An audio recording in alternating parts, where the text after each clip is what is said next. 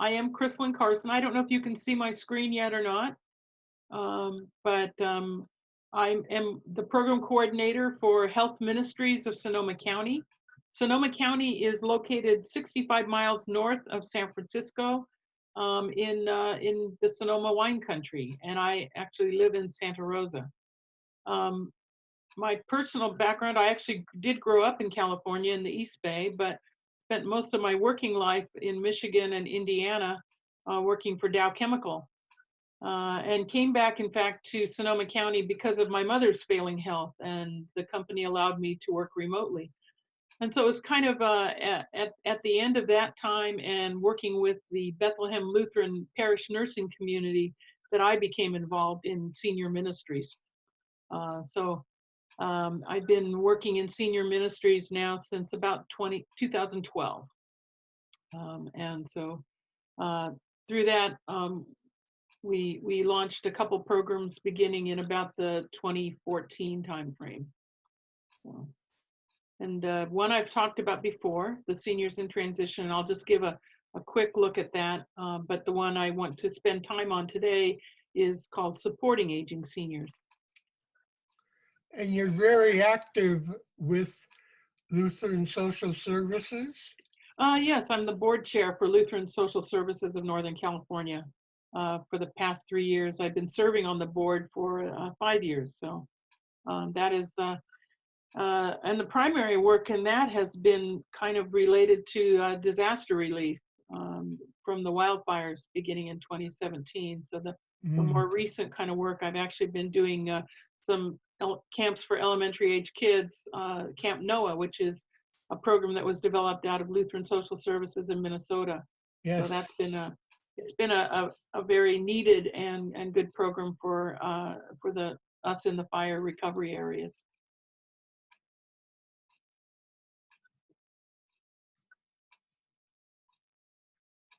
Well, we picked up a couple more people.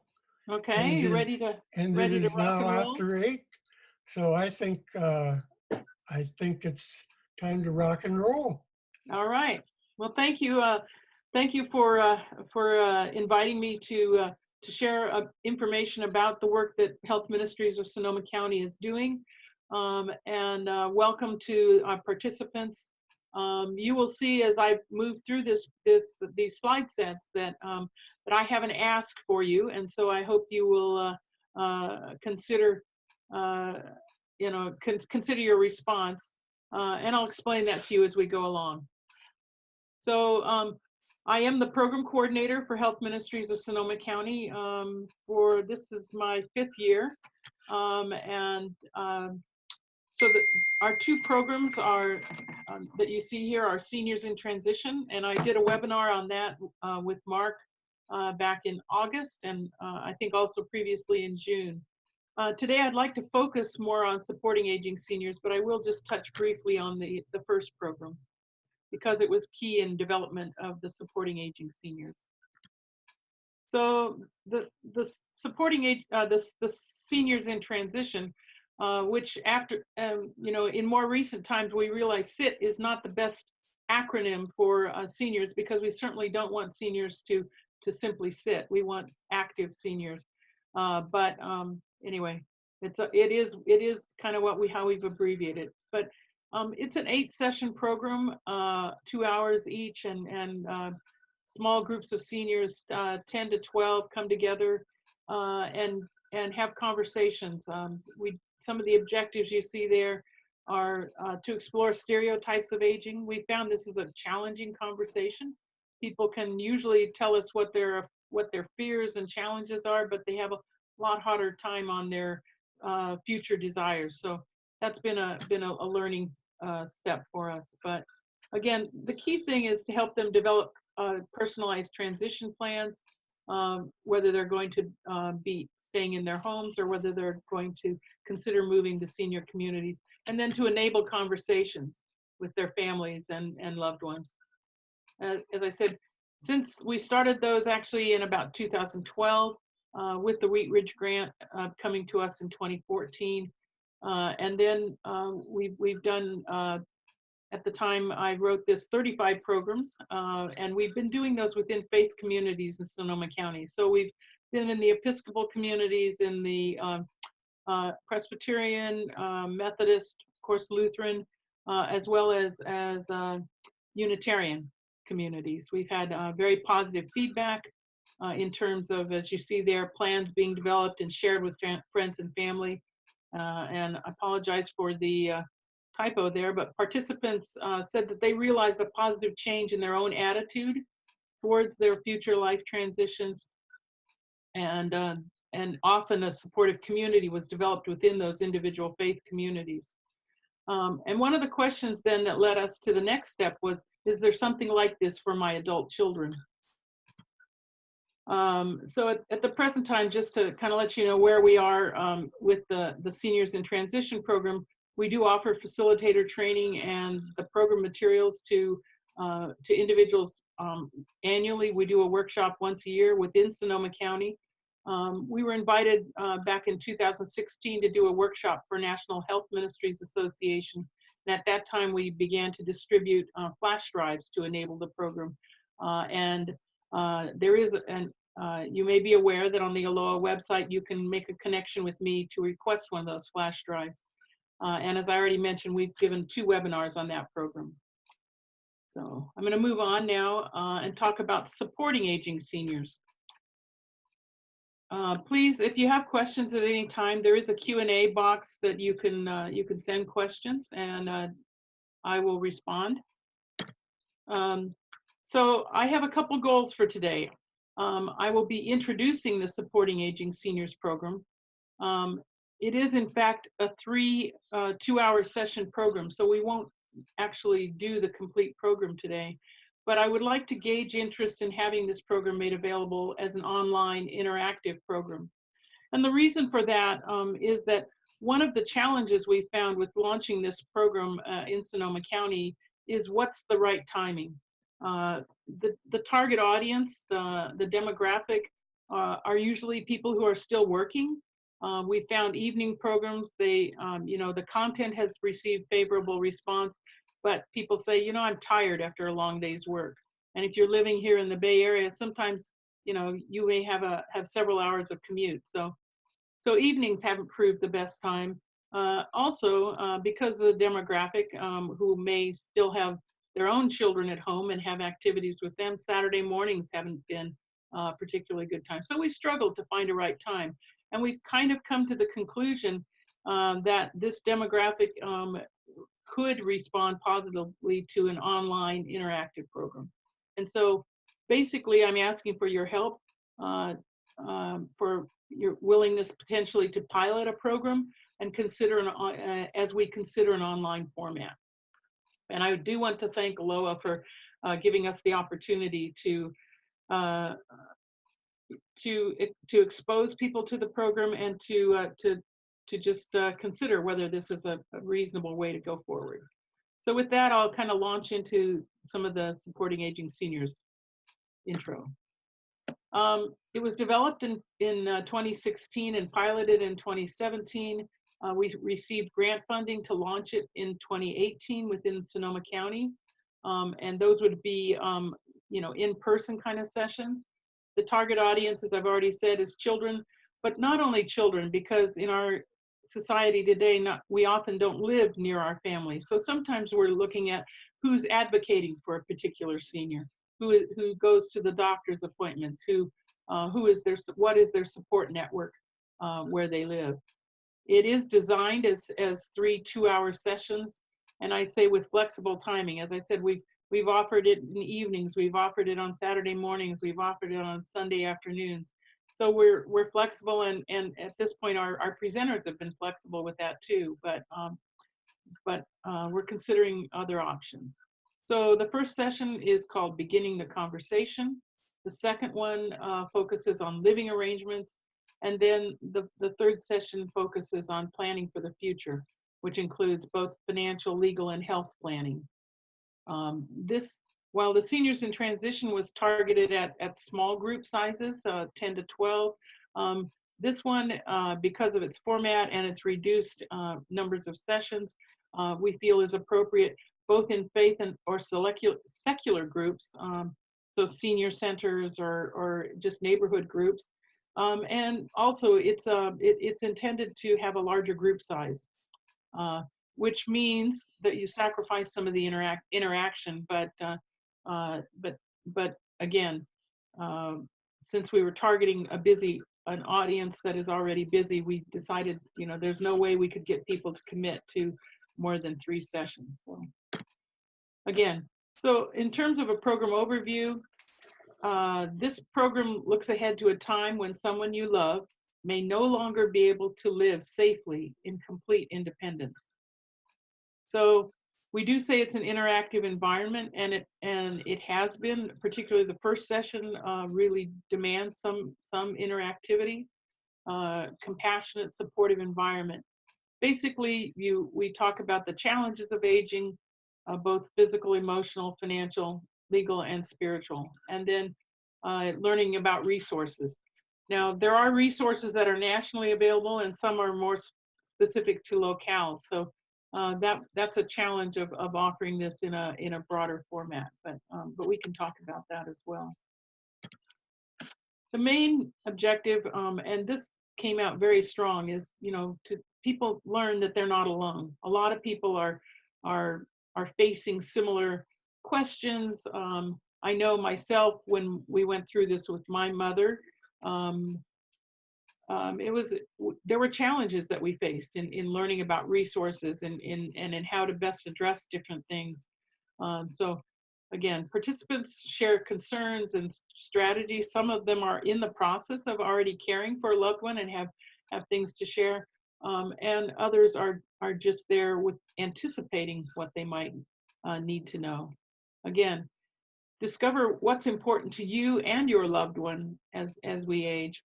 And this was very interesting to me because having done the seniors in transition, I found that rarely are our children's goals the same as our goals as a senior. One example is seniors generally are looking to maximize their independence. Children or loved ones of seniors are looking to maximize safety. And so how do you mesh those two? Again, you learn about available resources for supportive aging, and then again, be prepared to develop a plan. But I highlight there, in consultation with your loved ones. It's important, again, because seniors are looking to maximize their independence. They don't want you to bring them a completed plan and say, Mom, Dad, this is what we've decided you're going to do. It has to be a consultation. And then within that, to prepare for those critical conversations that enable better communications. A little bit about the landscape, and we all know this, but it's important to remember that life expectancy in the US has gone up dramatically. And these statistics are a little old. I would say it's probably higher than that now, but I know my grandparents didn't live past their 60s, and that was kind of normal in 40 years ago. But today, certainly life expectancy is longer. The baby boomers are out there. Again, here it says that the 85 plus age group will double by 2020, and 95% of individuals want to age in place. And this was definitely what we found in the seniors in transition. People wanted to stay and age in their own homes. Our question to them became, that's great, and these are some of the things you can do to make that happen, but what about when that's no longer a safe place for you? Again, assisted living and skilled nursing facilities are unaffordable for many, and currently long-term planning is poor, tends to be emergency driven. In terms of you might find this interesting. Only 5% of seniors today receive care in institutional settings. 80% of all care to elders is provided by family members. And I know from my own experience and others that this is very true.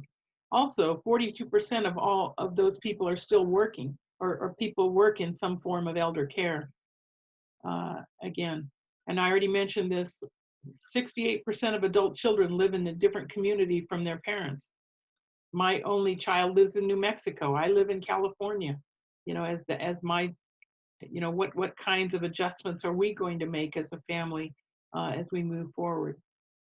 73% of family caregivers report adverse health themselves as a result of caregiving. This can be a very stressful and tiring endeavor. So it's important to really think about not only the senior, but the individual giving care. So in the first session of this Supporting Aging Seniors program, we title it Beginning the Conversation. Some of the things we explore are assessments. So what are the signs that your aging senior needs help? And I'll go into that a little bit more. What about changing relationships? We explore values, yours and theirs. And as I've already said, it's clear that the values and the important things to seniors may not be the same. If you're on the same page, that's great, but it doesn't always happen. We use a tool called Go Wish Cards to help explore that, and I can say more about that if you have questions. And then critical conversations with loved ones. We talk about when should you have those conversations, what not to do, what do you talk about, and then what does success look like for you and your family? Again, it's different. We're all individuals. Our families are individual and have different dynamics. So success, there's not a cookie cutter approach to what success looks like. So in terms of assessment, signs that your aging senior needs help, just highlighting some of the areas to consider. One would be household management. Are the bills getting paid? Is the house and property being maintained? Personal appearance, hygiene. If you have, like myself, my mother was very much into fashion. When she stopped caring about fashion, that was a signal to me. Again, physical issues that may impact their safety. Falls are a huge issue for seniors. Diet, as their diet changes. Again, my own experience, my mother, when you'd open her refrigerator, she might have cottage cheese, some bread, maybe other cheeses. Not really what we would consider a good nutritional diet. And so that's something that needs to be considered. Socialization. Seniors become more and more isolated as they age. Perhaps they can no longer drive. Perhaps their hearing,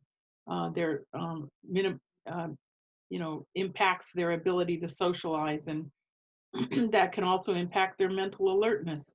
Of course, there are other reasons as well. So these are some of the areas that we talk through, and we urge consideration in knowing when and how to intervene. Personal observations are among the most important. And, that may be yourself or a trusted friend. If you're not geographically close, it could be a clergy person.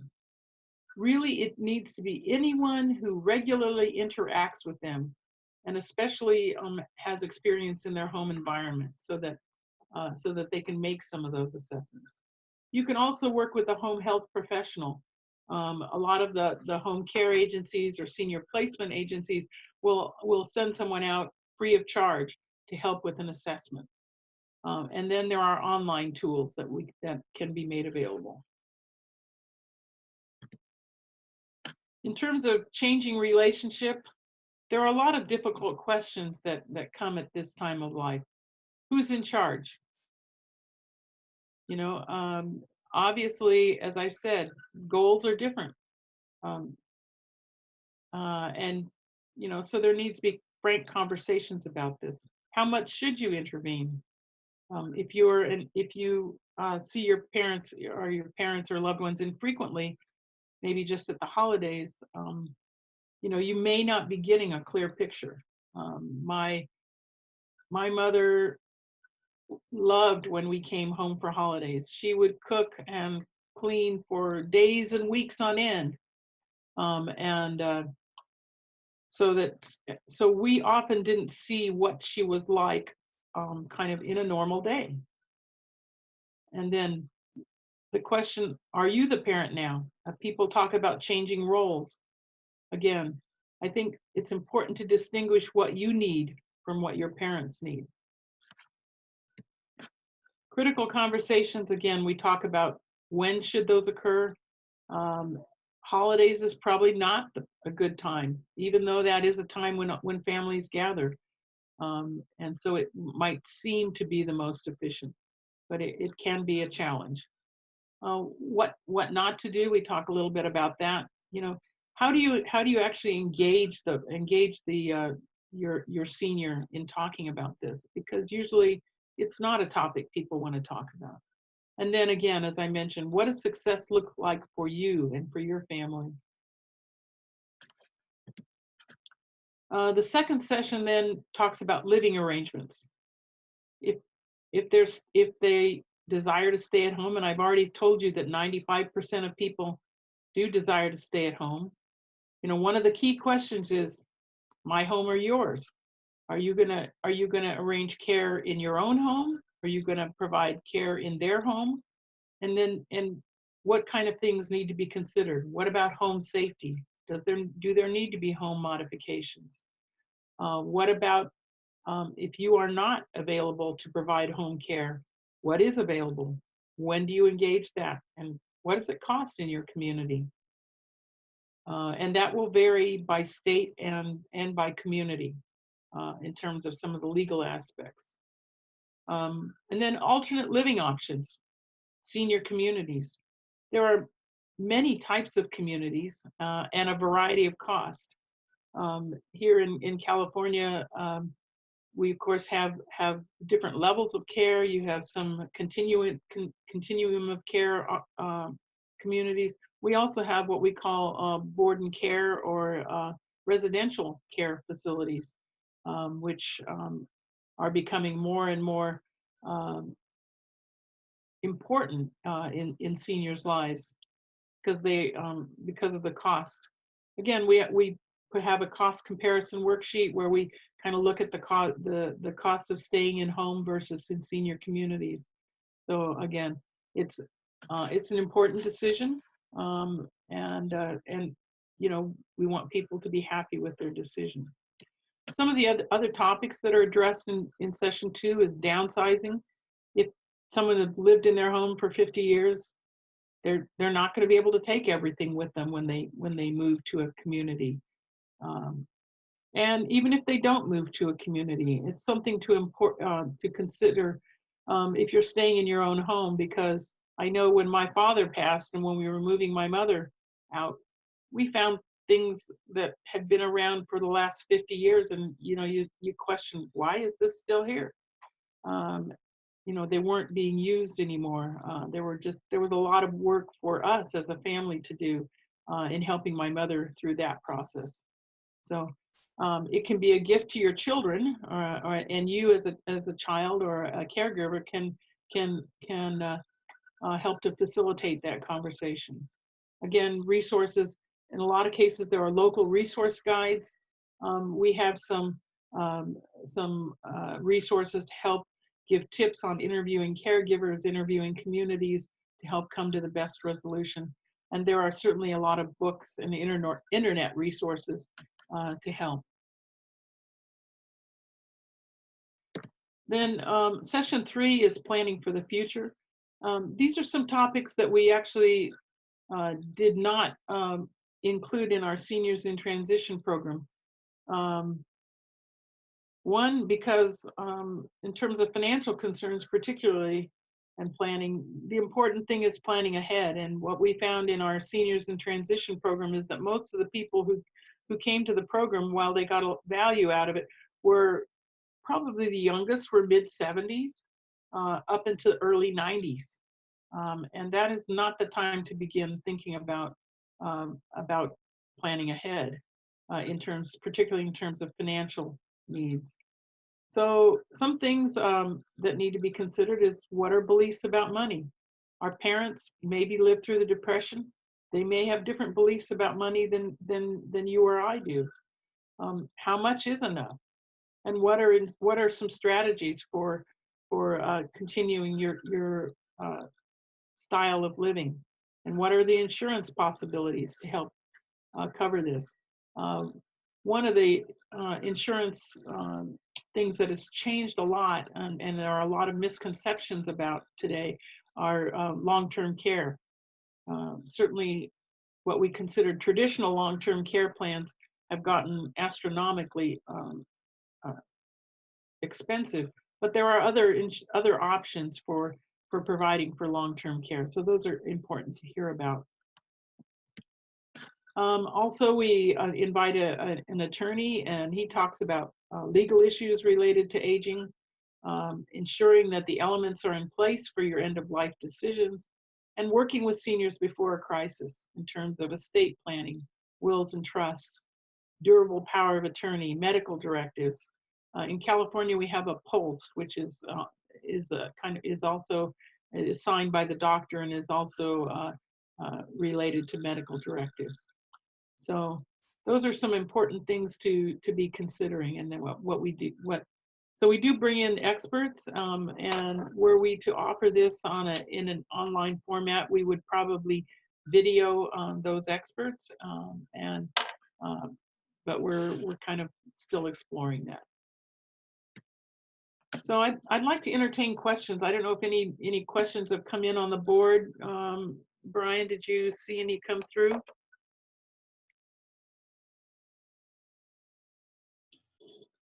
There are no questions yet, Chris. Okay. I would also like at this time to just acknowledge that Health Ministries of Sonoma County is operated under the auspices of Bethlehem Lutheran Church in Santa Rosa, and their 501c3. And those individuals, their parish nursing community, and a team from other Lutheran churches in the community has developed and is implementing and facilitating these programs locally. Over the years, we've received a lot of support, beginning with Wheat Ridge Ministries. I think they're now called We Raise, but that was in 2013. We've also received grants from the Episcopal Senior Communities in 2014 and 2015. And since 2015, we've received significant grant funding through the Bethlehem Foundation. So again, a lot of people are involved in these kinds of developing and implementing these kinds of programs, and we are very, very grateful for that support. So that's that completes my presentation. I have asked Carol to put up a poll that I would appreciate your response to. As I've mentioned throughout this time, you know, we are looking at making this a digital content, and we're still exploring how to do that.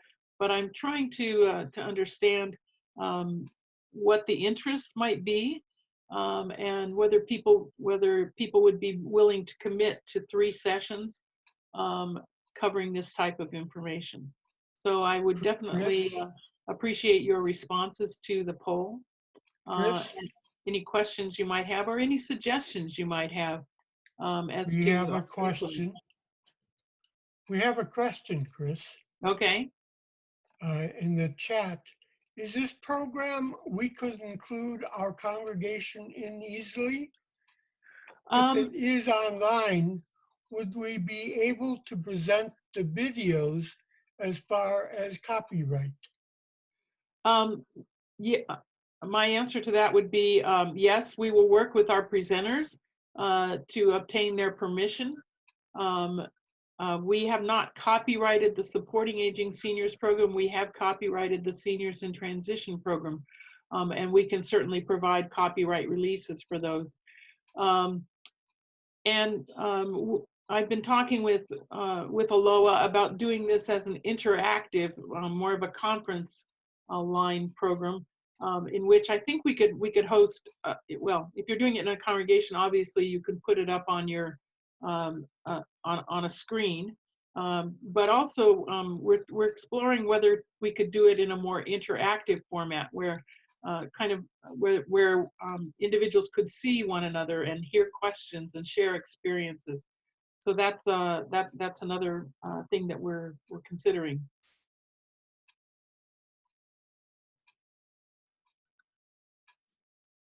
So the questions, and I think you should be seeing those now. Would you be interested in participating in this topic as a 3-webinar series? Secondly, do you know of others who might be interested in webinars on this topic? And then secondly, would you, while our priority is the supporting aging seniors, would you be interested in learning more about a webinar series on the Seniors in Transition program? So appreciate your thoughts on that, and again, any suggestions. But it is our development team's view that that making this available when people can view it at any time could be a benefit and could reach more people. So that's kind of our thought on this. So the results of the poll, I don't know if it's up on your screen, Chris, but I see the questions. I don't see the results yet. the blue, okay, the blue line is there for me. Do I hit end of poll? Yes, We let's have try that.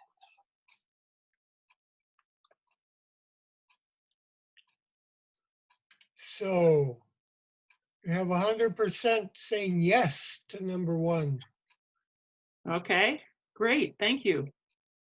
And 3 out of 5 are saying yes to number 2. And the other 2 are saying maybe. Okay, fair enough. That is very helpful. And again, I appreciate Aloha making it possible for us to at least introduce this program and to get some feedback.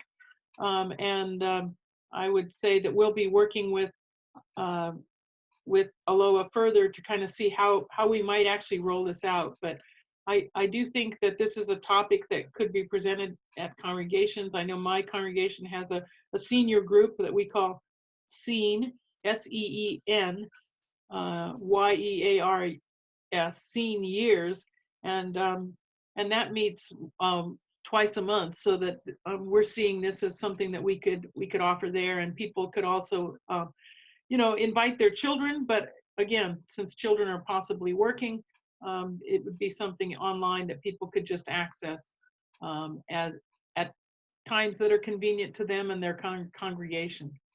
But we would probably want the initial videos to be done during an interactive session so that people can hear some of the Q&A that goes on with the experts as well. Mm-hmm.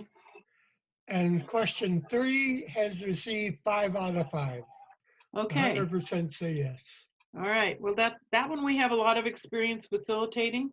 And some of the segments, like the home care and senior placement, senior communities, are overlaps. And so so we could use, we could grow from that. But again, this is I don't know if your congregation is like my congregation and the congregations here in Santa Rosa, but our demographics are such that that we have a lot of need and a lot of use.